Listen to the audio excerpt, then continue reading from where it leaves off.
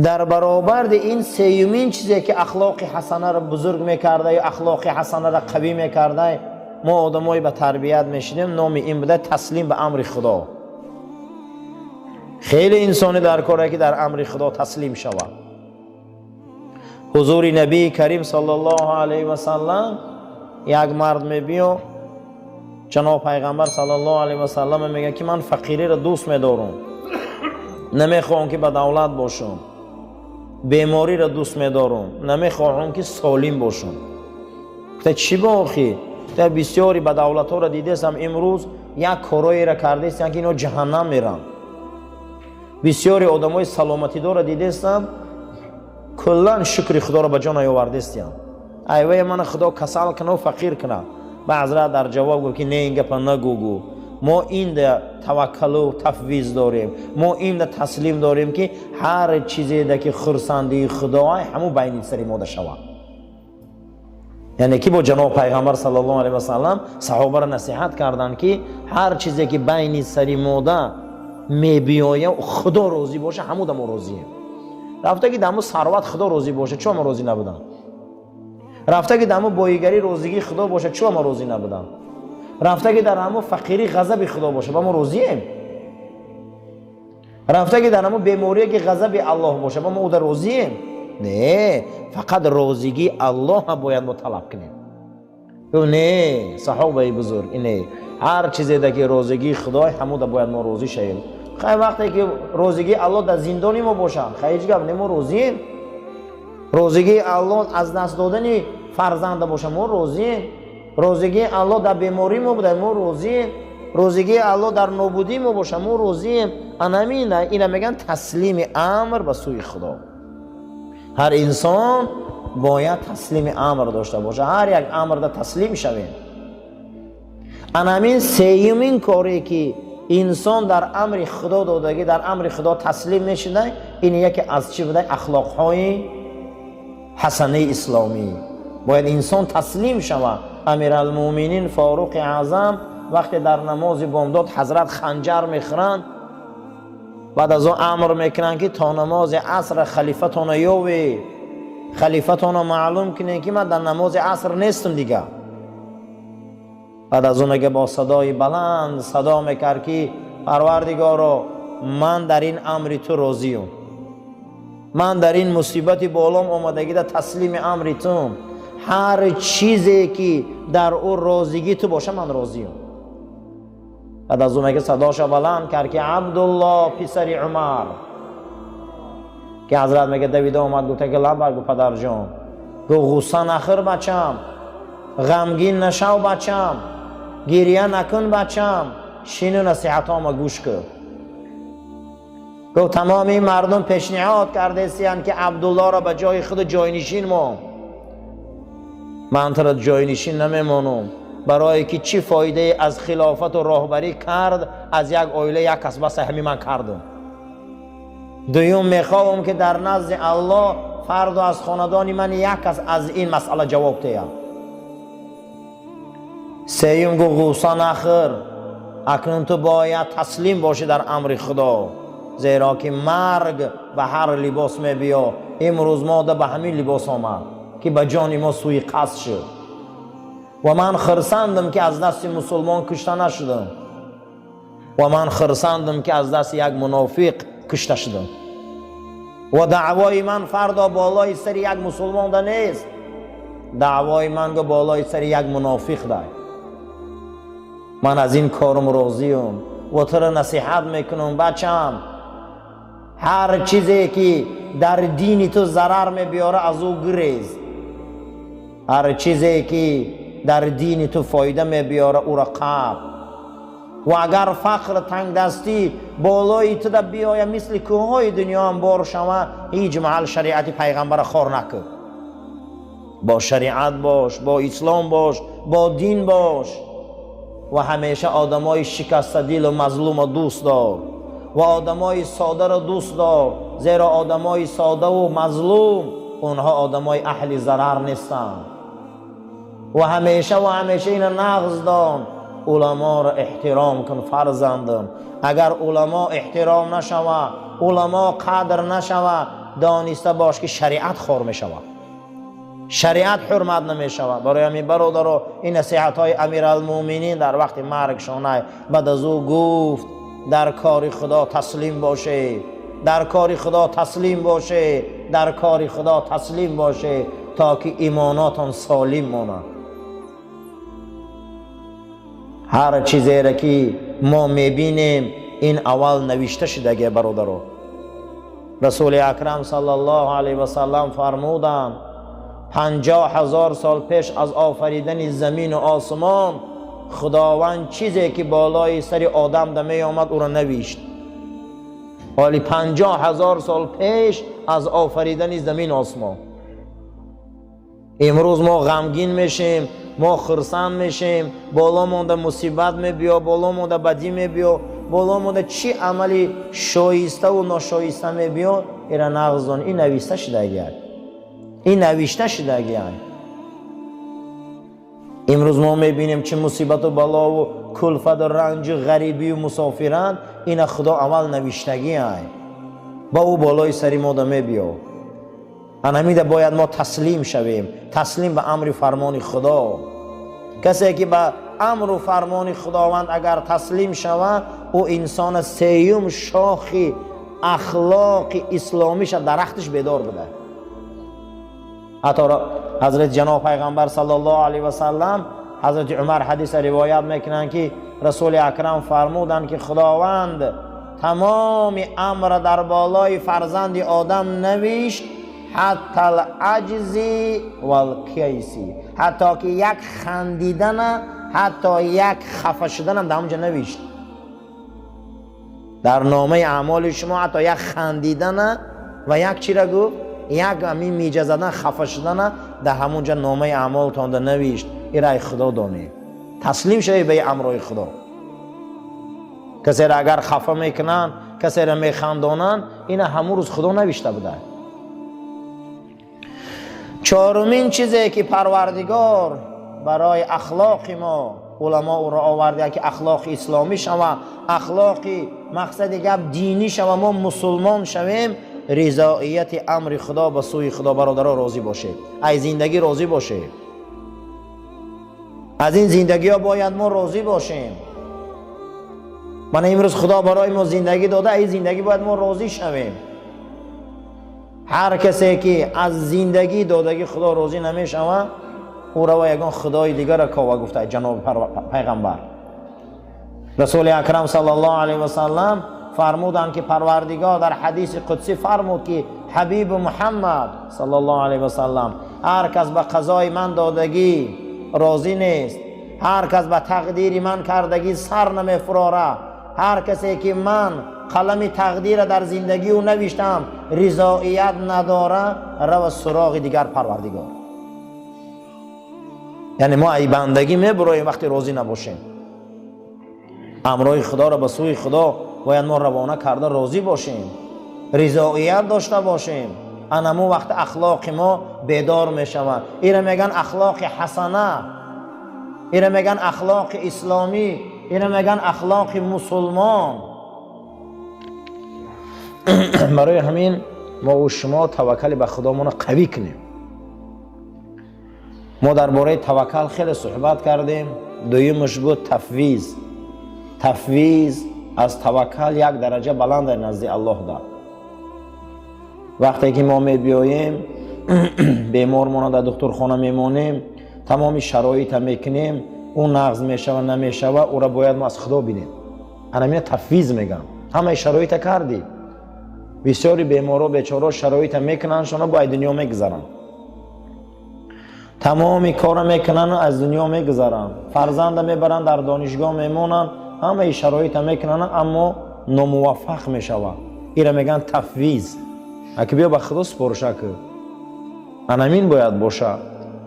تفویض همین بوده است که تمام امر به سوی خدا روانه میکنی. جود جوانمردی میبینی، سخا تیندگی میبینی، صدق راستی میبینی، کذب دروغ میبینی، فریب میخوری، شکست میخوری، غلبه میکنی. ایره میگفتیان تفویض. ایره به خدا روانه کن. دویم ریشه اخلاق حسنه همین بوده. بسیاری انسان ها نغز سر میکنن به زیب تمام میکنن، کاری نغز میکنن بیچاره عاقبتش خوب نمیشود. برای همین الله جل و علا شأنه در قرآن فرموده اعوذ بالله من الشیطان الرجیم لکی لا تسوا علی ما فاتکم. بسیار زیقی غصه نخوری اون چیزی را که ای دست داده. بسیاری چیزا را ما ای دست دادیم برای وای غصه نخوری، میگه وای به خدا سپاری. من یاشیمون رفت، جوانیمون رفت، شانس و کارهای خوب داشتیم از دست رفت، بسیاری چیزا داشتیم همین چیز ای دست رفت. زیق نشوید. لکی لا تسوا، هیچ محل غمگین نشوید علی ما فاتکم. بسیاری چیزا را ما ای دست دادیم زیقی نکنید دیگه، غمگین نشوید. رفت و دوره گذشت، برگذشته صلوات. ولا تفرح لما آتاکم، و خرسندی نکنه که او چیزی که در دست شما داده. خرسندی نکنه که از پشت هر خرسندی امتحان ای. ای پشت هر یک چیزی که در دستمان داده امتحان ای. شاید همین فرزندامون امتحان ما شوند، شاید همین پولی دادگی خدا در ما داده امتحان ما شود، شاید همین دنیایی که ما داده با امتحان ما شود. اینم خرسندی نکنه، خرسندی نکنه. میگه بسیاری در خدا شاید که هر چیز آخرت شه انجام شه چی گپ می شود امتحان شه نتیجه شه به نظر گیریم. ما نمیدونیم که آینده همین کارولی چیه، ما آینده شه نمیدونیم. ما نمیدونیم که عاقبت هر یک کار چی میبره بالای سر ما. در این میگه خرسندی نکنه زیاد. بسیاری من در تولد فرزندامون خرسندی میکنیم، بعد کلان میشن به هر دردی سرمون میشن.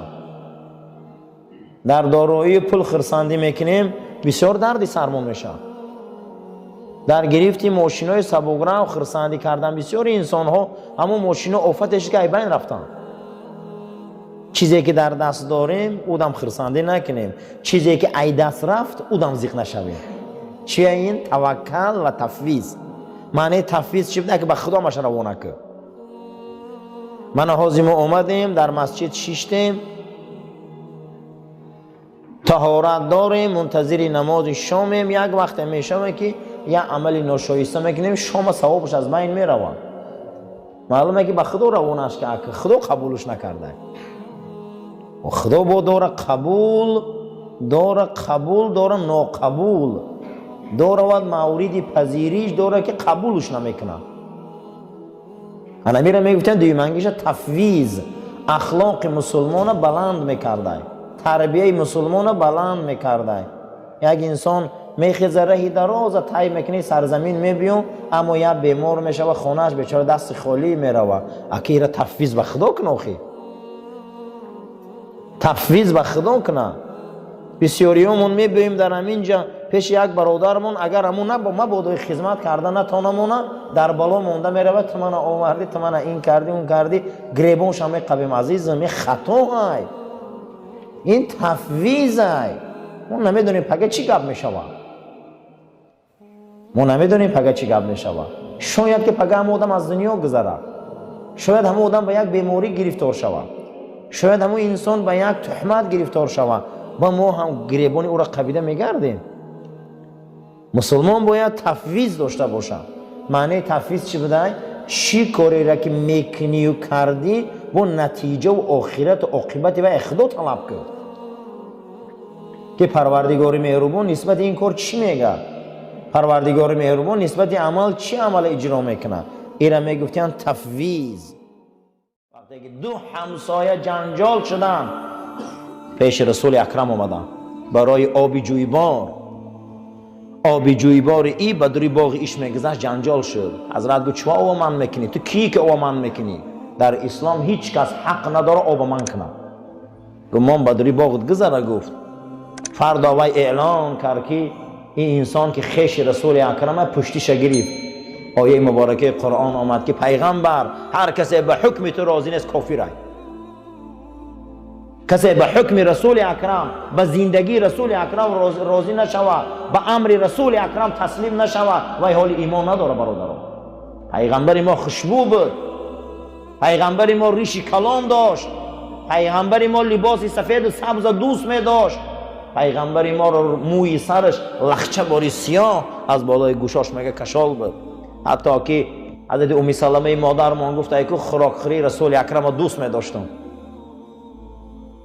چگونه بود خوراکخوریش؟ در پای چپش تکیه میکرد، هیچ محل با پهلو پادراز رسول اکرم ندیدم که اوقات خوره. در پای چپشان تکیه میکردن، خشان میپرتافتن، همین گونه نان و خوراک میخوردن که صدای نفساش من میفهمیدم. همخیل خوراکخوری تازه داشتن. حتی مغزای نان چینده میخوردن حضرت. حتی خوراک کاسش میدید و میگو همین خیل میخوردن که میگفتی نو ای آبی چشمه تازه کر آمدگی. یگان محل ندیدم که در خوراک درشتی کنن و یگان بار ندیدم که از دهنشان بوی بدی خوراک بیاید مثل چسناک پیاز میو. این بود میگه اخلاق رسول اکرم. برای همین وقتی پیش تو محاکمه میبیایم، وقتی پیش تو صحبت میبیایم، تو برای اونها فتوای اسلام امر خدا را گپ میزنی، اینها راضی نمیشن، اینها قبول ندارن و یسلم و تسلیم، اینا تسلیم نمیشن. میگه نه اینا میگه ایمان ندارن. ولی کسی که بر رسول ما خداش خواه که ایمان داشته باشه باید قضای رسول اکرم قبول کنه، باید فتوای پیغمبر ما را قبول کنه، باید حدیث های رسول اکرم قبول کنه، آیین او را قبول کنه. اگر ایره قبول نکنه عزیزا، حالی وی میگه شما مومن نگوی، مسلمان نگوی. فلا و ربک ولا یؤمنون. او را خداشناس ندانه. کدام خداشناس دانه؟ وقتی بین شما در شجره و جنجال میشه و میبیایه، این رسول الله قطعی آیینش برای شما جواب میده سوالات آنده و شما با قبول نمیکنه، قانع نمیشه، قبولش نمیکنه، رد میکنه. این ده میگه شناختن اهل ایمان ندانه. و یسلم و تسلیما، ما باید قضای الهی ده و قدر الهی ده راضی باشیم. حضرت علی درباره تقدیر گپ میزند که دیوال کفیدگی بود جمید، ایتگی دیوال گریخت. با گفتن نه ساده علی آخه دیوال جو قدر تقدیر ده بحث کردستی، چی به میگریزی وقتی تقدیر ده ایمان داری؟ گو ای تقدیر به سوی تقدیر میگریزیم، اما گریختن هم ده تقدیره، اما گریختن هم در تقدیره، ای سیل دور شدن هم در تقدیره، ایمو بیماری هایی که مسکه میگیرتیم همون هم در تقدیره. یعنی تقدیر بیرون نیست. فقط ما کوشش کنیم که در چیزی که امر خدا نیست او هم در تقدیر مونه، در او چیز امر خدا نیست او احتیاط کنیم، برای ریسک کار کنیم، نه که حریص نباشیم. جناب پیغمبر صلی الله علیه و سلم میگفتند که الفقر فخری. پیغمبر میگه که فقر کمبغلی فخری منه. ای در دیگر حدیث چون گفتند که مسلمانی فقیر مسلمانی کامل شده نمیتونه. این دو حدیث جنگ میشه که در این حدیث گفتند که پیغمبر فقر فخری منه، در این حدیث گفته که مسلمانی فقیر ایمانی کامل نداره. او بیچاره در این نمازش نمیدونه زندگیش ای کجا گذرن، اما روزاش هم ای کجا گیره، بیگا میره ای کجا کنه، چیکار کنه بیچاره. همین آدمی فقیر دست به چند کار میزنه، چخیل میشه. این پیغمبر خدا گفتن که فقر منه معنیش اینه که بنده چیزی که تو داری این ابدی ندان، این فقیری. خیلی نیکی آخه لباسی خشرو نپوش و دوخی خشرو نزن، اوقات خشرو نخور، خانه خشرو نک. این نیست، این نیست عزیزا، این نیست. یعنی چیزی که داری امور ابدی ندان، ماشین ابدی ندان، رفیق ابدی ندان، پول ابدی ندان، خانه ابدی ندان. همین فقر گفته فقری منه. او فقری که آدمو باور کنه برادرو، آدمو پوچن برای پگشون تکیهگاه ندارن، یک پوچی، یک کارای بی‌معنی، یک دنیا بیزاری، یک پوستین کهنگی، یک لباس بویناک. این کفره، این کفره. در بوی دوخی رسول الله مردم مست میشه، در دندانهای رسول الله را تماشاش صحابه مست میشه. از این انس ابن مالک میگه دندانهای رسول اکرم رنگ جاله سفید بودن. ریش حضرت بالای کنده سینه‌شان را پوشانده بود، کرته های کرباسی میپوشید، میگفتی که پهلوان در بین صحابه. یگان مراتبه مویله بی رسول اکرم ما ندیدیم، مویله باش تراشیدگی بود. مسواک چوبش میدیدیم که در بالای گوشش رنگ استاهایی که قلم میمونن هم خمونده بود. هر باره که میدیدیم مرغ چوجه مرغ رفته ای بازار خریده آورده، خودش کلان میکرد، با دست پروری خودش همو چوجه را میخورد، حتی که گوشت همه بازاری در میل میکرد. بسیاری وقت خوراکی هاشو میدیدیم ای شطوری خودشان ای شیری همون بود. حتی که عایشه مادر منو میپرسید روزی که عایشه دوخی داری؟ دوخی های من تمام شده. عایشه مادر من میگه نه ندارم، منم تمام شده گیه. معلوم میشه که در اسلام دوخی مردکی زنکی نداشته. این حدیث معلوم میشه که در اسلام دوخی مردکی زنکی نداشته. اینا رو همین مدل یوروپ رو آورده بدیم. ندارم فرستاده خدا یگان کرته داره که نه دوخی زده باشه. بله دارم، هوای بیار میگه همون رو میبیاره در آب تر میکرد میجفید، همون آب در دیداراش میمالی و مسجد میرفت. این بود تقدیر، این ای قضا، این ای الگو، این ای نمونه، همه میده تقدیر ای. ان الله طیب، خدا خوشبو های و پاک میداره خوشبوها را. حدیث صحیح های، خدا پاک های و پاکیزگی را دوست میداره. برای الله جل و علا شانه فلا و ربک ولا یؤمنون حتی یحکموک فیما شجر بینهم. نه ولی میگه مسلمانی کامل نشدیم، حالی ایمانی کامل ندارم به خدا یگانه حبیبی من محمد صلی الله علیه و سلم. اینا رو تو مسلمان ندان، اینا رو حالی صاحب ایمانی کامل ندان. کدام وقت اینا ایمان دارن؟ وقتی بینشان در نظام میخیزه، جنجال میخیزه، خرخشه میخیزه، تو پیش تو میبیایم، پیش آیینی تو میبیایم. وقتی خدا و رسول در این مسئله گپ میزنن، اینها قضاشان میفهمن و یسلم تسلیما، میگن ما در قضای الهی تقدیر راضیم. انا می گپ نگوان، حال ایمانشان پره نیست. کدام وقت ایمان پره میشده؟ قضا و قدر در راضی شدن در کاره، تقدیر الهی در راضی شدن در کاره. کسی که در تقدیرش راضی نیست، کسی در قضاش راضی نیست، اینا نغزدانه که تسلیم نشود در امر رسول الله و انسان حال ایمان نداره. همین هم در درون قضا ها، این بیرون نیست. خدا بعضی حالات در عمر آدم، رزق آدم وظیفه دار به دعای مظلوم پدر و مادر کرده. همین دعای پدر و مادر میگیره آدم یا نه؟ دعای مظلوم آدم میگیره. همین هم در تقدیر خدا وارد کرده. حضرت رومی میبیاره که ارواحش نبارم که یا باغبان میگه باغی خوبی انگور انجیر داشت، یک دوز میدرویه بالای انجیر و انار میدرویه خوردن میگیرن و میگه ای فلانی باغی من نیاخی فرا این چی ظلمی از حقی من خانه سوخته با ملورنگ بوده ایده و میگه این باغ خدا، این میوه خدا، این زمین خدا، با چه خیلی تو صاحب در عقیده ایجا 30 ساله محنتی باید در زمین زده. میگه همش ای خدا. و اینم باغبانی دانا بودم، میگه میبرم انجیر میکشم میفراره و دست و پا رو میده کرده میبنده و میره یک گارانه خوب میگیره میبیا میگه ای خیمچک خدا، این بنده خدا، که مور دانک میزنه با بنده خدا. برای همین برادر همه قضا در روزی شدن در کاره. بعضی آدم ها رو میزنن همون در تقدیر شد.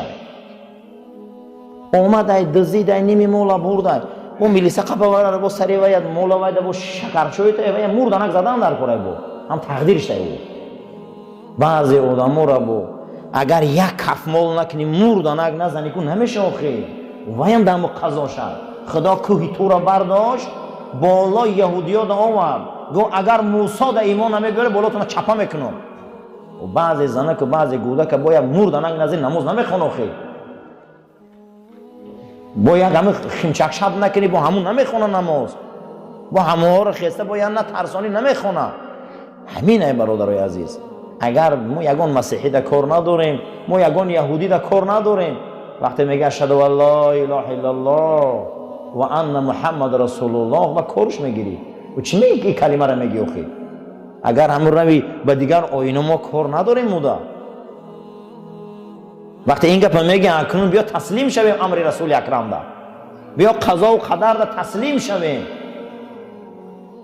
برای همین برادر کسی را بای میبینه، کسی را کمبغل میبینه، کسی را با توفیق میبینه، کسی را به توفیق میبینه، کسی را فرزنددار میبینه، کسی را به فرزند میبینه، اول باید به تقدیر ایمان بیاریم که تقدیرش بوده. لیکن دوم فرمان رسول اکرم تسلیم شویم که پیامبر چی گفته؟ انا همین ای برادرها قضا و قدر، انا همین ای شریعت داری، انا همین ای آیین اسلام، انا همین اخلاق مسلمان. خشا به حال انسانی که پیش از آمدن گورش آباد کنه. خشا به حال انسانی گفتم توبا، خشا به حال انسانی که پیش از قبر در آمدن قبرش امارت کنه. خشا به حالش. من همینجا در شیشتن صحبت ها ما همش برای همینه که ما فردا یک جا را آباد کرده رویم. یک روز میرسه که فردا چوپی که اجل در رسدد. همه مانده دنیا مهلت های، همه چیش یک وقت معین قطعی های. ساعتش می بیا به حکم ضرورت زبان در کشی. آن روز با دیگه من حبستگی هم زبان محکم های، دیگه نه اخلاق گرفته میتونیم و نه تربیت گرفته میتونیم و نه اخلاق داده میتونیم و نه تربیت داده میتونیم. برای همین امروز در درس اخلاقیات من هر نماز جمعه هست تربیت از دیدگاه اسلام. امروز یکی از بهترین اخلاق تسلیم شدن به قضا و قدر بده. ما مسلمانیم الحمدلله. هر کسی که به قضا و قدر ایمان نداره وای مسلمان نیست. هر یک مسلمان باید ایمان داشته باشه که قضا چیه، قدر چیه. قضا اصلا برادرها به معنای چی را میگن؟ به معنای پر شدن. همین وقتی که لیمچه پر میشوه، وقتی لیمچه پر میشوه از گندم او را میگن قضا. وقتی مخچه را میگیری در دهن لیمچه میندازی ای پایانی او کنب میبندی و سخت میکنی، نام همون مخچه و بند میگن قدر. خوشرو فهمیدی آخی؟ زندگی ما بر وقت لیمچه شده که زیق نشوید. کسی خرسان میشه، کسی زیق میشه، کسی پول میوه، کسی گدا میشه، کسی پشپا میخوره، کسی به ایمان میمره، کسی به ایمان میمره. چیزی که در زندگی از درو لیمچه ده هسته و بر وقت دهنش بستگی هم. ما باید زیق نشویم آخی.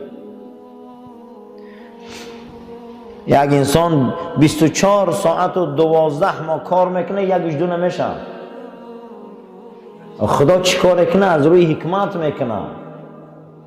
بیچاره یک انسان 10 سال دعا میکنه یگانش تغییر نمیشه. حضرت موسی خطی آدم میگه در عالم روح در زمان کلیمیش زنده بودنش بحث کردن. گفتن انت آدم، تو پدری ما آدمی؟ گفت بله. گفت تو سبب شدی ما جنت برآمدیم. تو اگر همون درخت چقه نمیشتی ما در عذاب نبودیم. حضرت موسی میگه حضرت آدم پدر مونده، پدرش پدر شونده، بسیار بلند روی کردن. موسی بسیار سرجهل بود. حضرت موسی قهرناکترین پیغمبر بود. اما قهر قطعی همون جوان قبطی را یک مشت زد که مرد. همون جوان مصری را یک مشت زد مرد. موسی بسیار قهرش بلند بود، تیز بود. از بعضی علما رو بینید تیزن. حضرت موسی هم خیلی پیغمبر بود. همون جوان قبطی را بسیار حد گذرون که یک مشت زد جانش برآمد. همون جانش برآمدن در روز قیامت نزد خدا در شفاعت کردن نمیتونست که ما یک خطا کردم. و این نباشه از روی جان میام همین خیلی همین کار کرد. یک آدم یا آدم شوخی هم خیلی میکنه یا از روی چیز مقصدش این نیست، قصدی وای کشتن نیست. روز قیامت میگفته پروردگار من شفاعت کردن نمیتونم اخی، من یک کاری خطا دارم، همون جوان قبطی را یک مشت زدم مرد. انمی کاری کردگیش شفاعت کردن نمیتونستن، اما رسول الله می کار کردگی نیستن. پیامبر ما عمرشان بسیار حلیم بودن، مهربان بودن. برای می خداوند تاج شفاعت داد شونن. اگر که ادبگاه محبت ناز و شوخی برنامه آره درگاه خدا شوخی ندارن. بزرگا رو بینید چه احتیاط میکنن. حضرت آدم ده میگه بلندروی کرد، حضرت آدم میگه سکوت کردن، بعد از او سرشان برداشتن گفتن انت موسی، تو موسایی، تو همون نازنین خدایی که به جبرائیل گپ میزنی. بسیار وصف تا فهمیدیم. خدا ده تو الواح داد، تورات دادن. بله و در تورات چی خواندی نسبتی آدم علیه السلام؟ گفت 40 سال پیش از آفریدن آدم من در تورات خواندم که ولی آدم در زمین وجود نداشته. خدا مخلوقی را خلق میکنه با نام آدم، او را جنت میدراره، آدم از او درخت میخوره به اختیار خودش. آدمی که خدا او را نزدیکترین مخلوقش خلق کرده، او را عاشق محبوبه، آدم پروردگارش نافرمانی میکنه. من خواندم گفت بنابر سبب اختیار خودش ای جنت میبراید. این در مقدرات آدم بوده، همی چی که خودش اختیار میکنه، همش ای تقدیرش بوده. گو ای چی بوده؟ گو ای تقدیر. گو چون من سرزنش میکنی؟ آخرت تقدیری منده بوده همین چیز. میگه در همین حالتی که تقدیر ده که گفت موسی پایان آمد، آدم موسی ده میگه بلند دلیل آورد. یکی از اخلاقهای مسلمان امروز قضا و قدر ده ایمان آوردن است. حضرت امام ابو حنیفه گفته است که هر کس که قضا و قدر ده ایمان بیاره، او انسان از جقیش قلب، از دودیلگی و شکاکی و بی‌معنی خلاص میخوره. خیلی بچه‌ت میموره، زنت میموره، فقیر میشی، قشاق میشی، بانکرات میشی. حتی حضرت عمر رضی الله تعالی عنه گفته بوده است که خداوند تقدیر خلایق نویساند 50,000 سال پیش از آفریدن زمین و آسمان. چند سال پیش نوشته بوده؟ 50,000 سال پیش از آفریدن زمین و آسمان تقدیر خلایق نوشته بوده است. حتی یک خندیدنشان گفت، حتی که یک غمگین شدنشان هم نوشت. ما باید مسلمانو تسلیم شویم. آخی تقدیر وصفه، مجبوری نیست که مثال عبدالله همین روز مسجد می بیایه حتما. نه، وصف کرده اگه که عبدالله فلان سال به دنیا می بیا، انم خیلی مسجد بنیاد می شوه، به اختیار خودش مسجد می بیا، به اختیار خودش در صفا می شینه. خدا در بین 18,000 عالم یگانه مخلوقی که او را اختیار داده ای آدم است. غیر آدم یگان مخلوقش اختیار نداره. ما دا اختیار داده گه خدا. دیگر هر یک تی او را خداوند با واسطه گن اداره میکنه. با واسطه چی اداره میکرده؟ یا شیر میبیا، چند بچه میمونه، چند زن میگیره، چند قدر آهو را میخوره، چند قدر حیوانات میخوره، کجاها را میگیره، راهبری میکنه، بچه دیگر جاندارا را میکشه. کارش درسته، یگان کارش خطا نیست. فردا نزد خدا هم جوابگری نداره و ایوی گن کار میکنه. اما آدم نه، یا هر قدمش جواب میده، برای که آدم ده خدا اختیار دادگی، گن دادگی نیست. برای همین ما جنت داریم، دوزخ داریم. آخی یکی از بزرگترین اخلاقا نزد پروردگار ده این تسلیم شدن چی بوده؟ تقدیر، قضا. قضا اصلا چی بوده؟ به معنای پر شدن. به معنای چی؟ پر شدن. همین لیمچه را گندم میگیری پر میکنی و به دهنش چیکار میکنی؟ مشت میکنی. بعد میخ خیلی میدراری، ایتگی میخ کنه با چیکار میکنی؟ تاب میتگی گندم نریزه. همون میخ کنه با عرب تقدیر میگه. قدر اصلا انتهای شیء. من همین ورق دیدم، من همین قضا ورق از اینجا نقطهش سر میکنی به این نقطهش میبیایی، این نقطه به این نقطه تقدیره، یعنی که تمام شدمی. درونی ده سفیدی و نوشتن گیره که میبینی ایره قضا میگم، یعنی خدا ما را بر وقتی قضا و قدر کرده. لیچه ما را بستگی ایو. ما کی به دنیا میبیاییم، چی میخوریم، چی میپوشیم، چی عمل میکنیم، چی حرکت میکنیم، در آیین ما مسلمان ها همش ای جانب خدا هست. فقط ما او را کسب میکنیم. حتی که یک انسان میخیزه لبش میماله، یک انسان میخیزه سرش شانه میکنه، همه این خدا قدر کرده، این تقدیر کرده. این فقط خیزه همیاره کسب کردسته، این بروان خدا خلق کرده. ما میخیزیم میریم تورات کردیم آمدیم در این شام شیشتیم، این خدا با بروقتی خلق کرده، ما کسب کردیم میرم. ما آفرنده فعلا نیستیم، ما هیچی نیستیم، ما فقط اداره میشیم از جانب او. کسی همین ده ایمان بیاره برادر، او اخلاق اسلامی داره، او مسلمانه. کسی گوه که نه همه این بنده می آفره و ای دین می برو. ما رنگ دیگر فیلسوفا و دیگر دین مقصد دیگر آینای به معنی اقباری نیستیم که ما می آفریم همینه، همه این الله می آفره. ایره می گفتن چی؟ قضا و قدر. یکی از بلندترین اخلاق مسلمان ایمان داشتن به قضا و قدر بوده است. امروز لقمه گرم خوردی، خانه داری، در داری، ماشین داری، توفیق داری، هدایت داری، پیشروی داری، نعمت و بزرگی داری، این در تقدیرت قضا کرده بوده خدا تو را، قلم رفته بوده. اگر نداری، فقیری داری، بیماری داری، رنج داری، مصیبت داری، هیچی نداری، این دم راضی شو بنده که این قضا در رفته بوده است. از همه چیزی بد در قضای الهی این حرص است. چه عزیزان؟ حرص. هر کس باید برای زنش کار کنه، برای کودکش کار کنه، برای زندگیش کار کنه، باید حرص داشتگی باشه. این کفره. معنی حرص چیه؟ تشنه بودن، هیچ محبت چه دنیا نمیکنه. حرص چیه؟ ما را از طاعت دور میکنه، از خدا دور میکنه. این هم در تقدیر است. میگه خدا این در امر نکرده، خدا زن آفریده، امر نکرده که به نکاح خوش شو. خدا مار آفریده، امر نکرده که پیش مار دست دراز کن که تر زهرآلود کنه. خدا کژدم خلق کرده، تقدیر ما در آورده، امر نکرده که رو دست در او زهرآلود کن. خدا بسیاری چیار آفریده، نه که امری او در منع کرده. برای همین همه این در تقدیر ما هست. روزای جمعه ما درسای اخلاق و تربیت داریم. هر مسلمانی که تربیت نداره ایمانی او ضعیفه. هر مسلمانی که تربیت نداره نماز او ثواب نداره. هر مسلمانی که تربیت نداره روزه او ثواب نداره. روز قیامت نماز هم وزن میکنن، تربیت هم وزن میکنن. روز قیامت روزه رو وزن میکنن، اخلاق و تربیت هم وزن میکنن. پیغمبر صلی الله علیه و سلم در حدیث صحیح فرمودند که یگان چیز وزن‌تر روز قیامت از تربیت اخلاق ندیدم وزنش وزن. نماز نگفتن، حج زکات نگفتن، تربیت گفتن.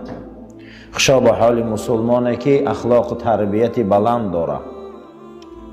کنونت که امکان گفتار هست بگو ای برادر به لطف و خوشی. امروز خدا زبان ملایم کرده گپای نغز گوی، گپای خوب گوی، یا گپ گوییم که پگه در کار شود. بسیاری گپا آدم در دردی سر میشه. کنونت که امکان گفتار هست بگو ای برادر به لطف و خوشی. گپای ملایم آهسته آهسته گپ زنیم، گپای خوب گپ زنیم، از اخلاق و تربیت گپ زنیم، از مدنیت انسانی گپ زنیم که فردا چپایی که اجل در رسدد خاناخواه همه ما میگذاریم.